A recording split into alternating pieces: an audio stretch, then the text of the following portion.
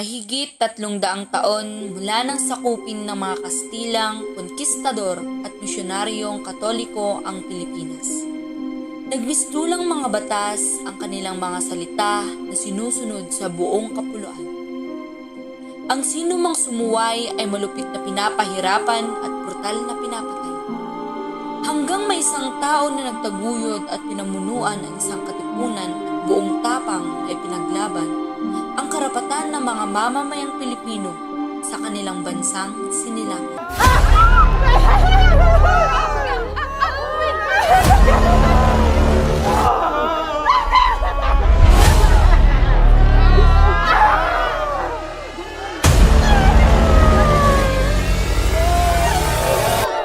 Ikadalawamput-tatlo ng Agosto, taong 1800 at 1976, ang pagtitipon ng hindi bababa sa 500 miyembro ng katipunan.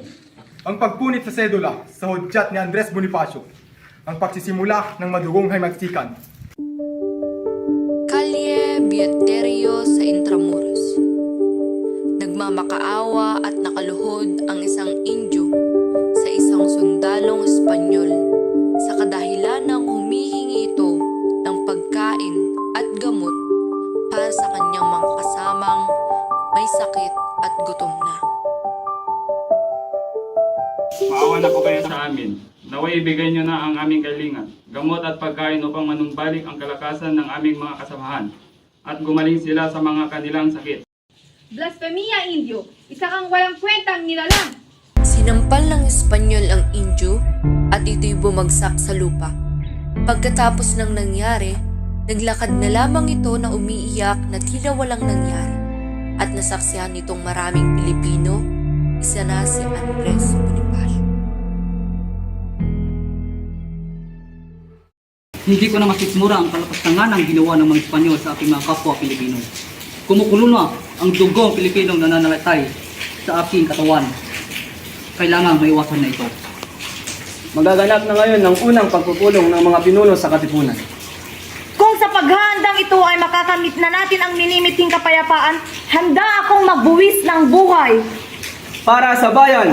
Para sa bayan!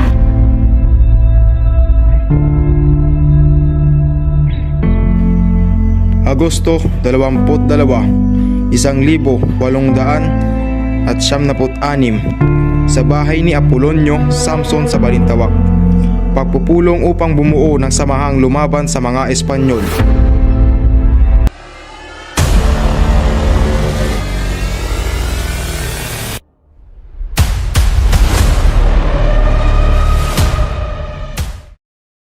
Ano na lamang mangyayari sa atin?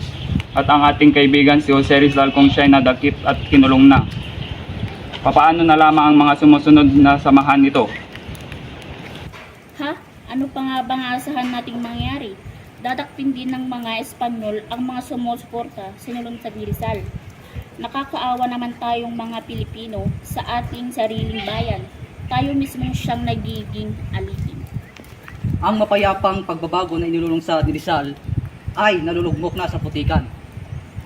Kailangan na nating mapagnukalang isang bagong samahang may pagkakaisang mga Pilipino na siyang nalaban at pupugsa sa karumulduman na paggalipusta sa atin ng mga Espanyol.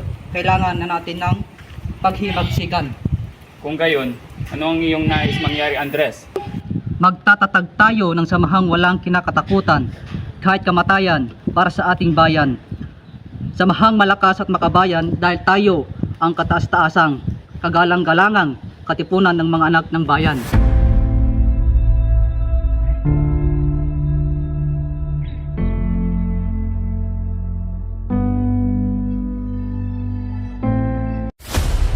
Ang kinabukasan ng mga susunod na henerasyon ay bahagi ng ating responsibilidad. Tayong mga nauna, tayo na may lakas, tayo na may kakayahang lumaban. Tayo na nakapagbibigay ng kalayaan na rapat sa kanila. Malaki ang tiwala ko sa iyo, Andres, bilang ina ng katipunan. Pinaubaya ko sa iyo ang desisyon na gawin kung ano sa tingin mo ang nararapat.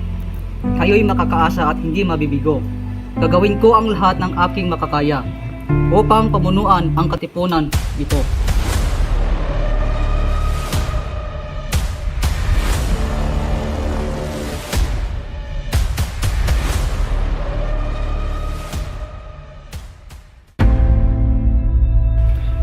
nakakalam sa kilos ng Katipunan, Andres. Kailangan na natin gawan ng paraan. Kung gayon, mas kailangan na nating umalis dito upang ang ating samahan ay hindi matunton ng iba. Ako'y muli na lamang magpapatawag ng isang pagpupulong.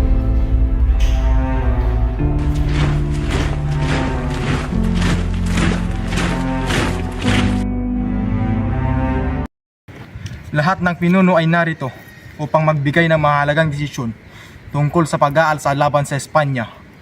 Unti-unti nang napupugsa ang ating samahan. Alam na ng Espanyol ang ating mga gagawin. Kailan na natin balak gawin ang pag-alsang ito? Gagawin natin ito sa lalong madaling panahon. Ngunit wala tayong sapat na paghahanda. Ang ating mga tauhan ay papupurihan lamang sa gagawin nating pag-aalsa. Hindi rin natin pwedeng simulan ang kaganapang ito kung wala naman tayong sapat na kagamitan at pagkain para sa samahang lalaban. Ito ang kailangan nating sakripisyo. Wala nang masyadong maagang panahon kung lahat tayo'y magkakaisa. Paayaan na lang ba natin magutom ang ating mga katipon? Kung meron man importanteng bagay na kailangan, yun ay isang sapat na lakas. At isa pa, hindi sa ngayon sa atin ang mga mamamayan ayon kay Rizal. Ang mga mamamayan ay hindi kakampi ng Katipunan. Masyadong maaga pa para sa ating pag-aalsa. Supremo, wag nating madalihin ang laban na ito. Sandali lamang mga katipon!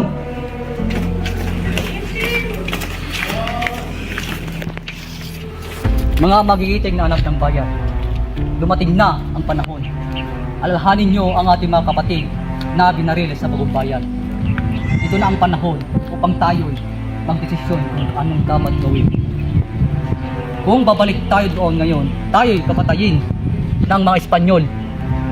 Alam na nila ang ating samahan.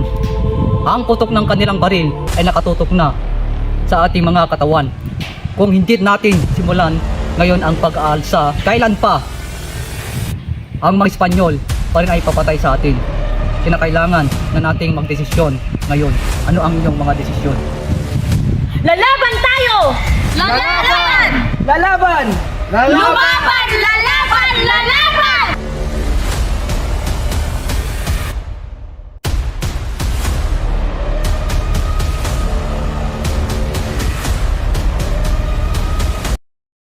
Tunayan nyo ang sigaw ng inyong mga damdamin. Ang kadahilanan ng pagbubuwis ng ating buhay ay para makamit ang minimithi nating matagal ng kalayaan. Ang pagdanap ng dugo ay upang isalba ang ating bansang Pilipinas sa kamay ng mga dayuhan. Kung handa kayong lumaban, ilabas nyo ang inyong mga sedula. Pagmasdan nyo ang inyong mga sedula. Pagmasdan nyo ang munting papel na umalipin sa atin lahat. Katipunan! Kailangan na nating wakasan ang ilang daang pananakop sa atin ng Espanya. Kulang man tayo sa sandata, mas malakas man ang mga baril at kanyon ng Kastila. Lalaban tayo hanggang sa ating huling hininga. Hindi tayo malulupig. Tayo ang magtatagumpay dahil tayo ang mga anak ng bayan. Tayo ang nagmamay-ari sa lupang ito, sa atin ang bayan ito. Kaya ano pa ang hinihintay nyo? Gunitin ang sedula! Mabuhay ang Katipunan! Mabuhay! Mabuhay ang revolusyon! Mabuhay! Mabuhay ang Pilipinas! Mabuhay!